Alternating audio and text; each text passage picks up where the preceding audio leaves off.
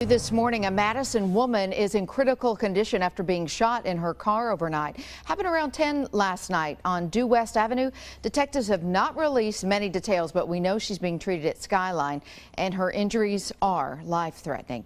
As soon as we get more information, we'll pass it along to you. And right now, a woman is recovering from severe burns after police say her ex-boyfriend set her on fire. News Channel 5 Station Night joins us live from the Criminal Justice Center this morning. And Deja, this all began over a fight over a dog.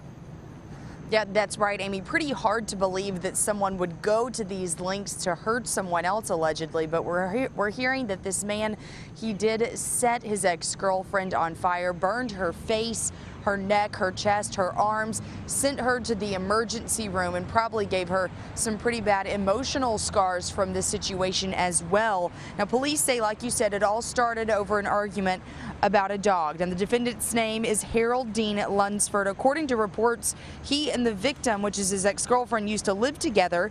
Police say he came over and started arguing with her about her new boyfriend's dog. And next thing you know, the victim says her body was on fire.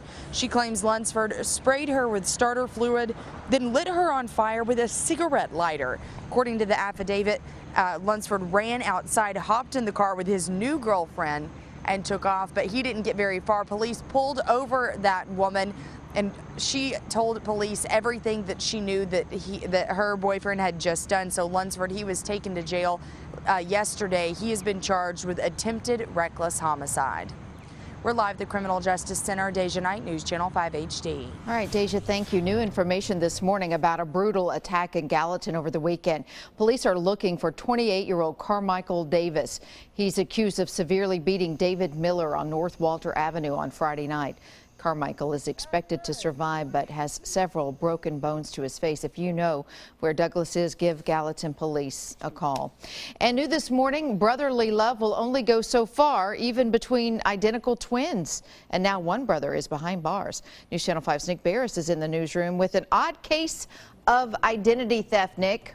Yeah, you had one brother impersonating the other here, and you know, it just wasn't very hard considering they look almost exactly alike. It was all about drugs. Here's what we know this morning. The case is out of McMinnville. The Southern Standard reporting one brother is accused of going to a medical clinic there to see a doctor and signed his brother's name to illegally obtain powerful oxycodone pills. Now, initially, the doctor really never suspected a thing. You know, these guys look alike, but the suspect kept coming back for more pills. Something just didn't seem right. A trap was set and police were waiting on his next visit to the clinic and arrested the brother there on the spot as he attempted to pick up more pills in his twin brother's name. So this morning, that suspect is charged with 9 criminal counts of forgery and using his brother's identity, his twin brother's identity, to illegally get those narcotics. We'll send it back to you in the studio. All right, Nick, thank you. New this morning, a driver's facing charges after slamming into a telephone pole overnight.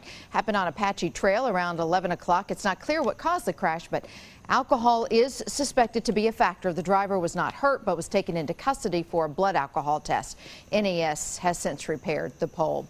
And a Hopkinsville man is behind bars after police say he was drunk when he slammed into another car over the weekend and then drove off. According to the Kentucky New Era, Lazarus McDonald was nearly 8 times the legal limit when he crashed his pickup into a parked car on Whitney Place.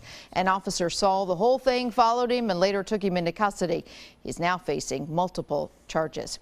Metro Police are trying to track down the person who shot at another driver on Briley Parkway yesterday morning.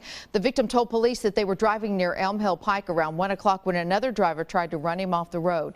That driver then pulled a gun and fired several shots into the victim's car. Luckily, he was not hit, but investigators have not released a description of the suspect's vehicle at this time. And we now know the identity of the man killed in a crash near downtown Saturday morning. Investigators say Michael Giles veered off the road on I-40 near Fessler's Lane and hit a tractor trailer parked on the shoulder. He died at the scene. We're told drugs or alcohol may have played a role in the crash. Tennessee rockers Kings of Leon were forced to cancel a show last night after their drummer was injured in an accident. The band put out a statement on its Facebook page saying they had to postpone the show after a pedestrian jumped out in front of their tour bus. The bus stopped short of injuring Nathan Followell.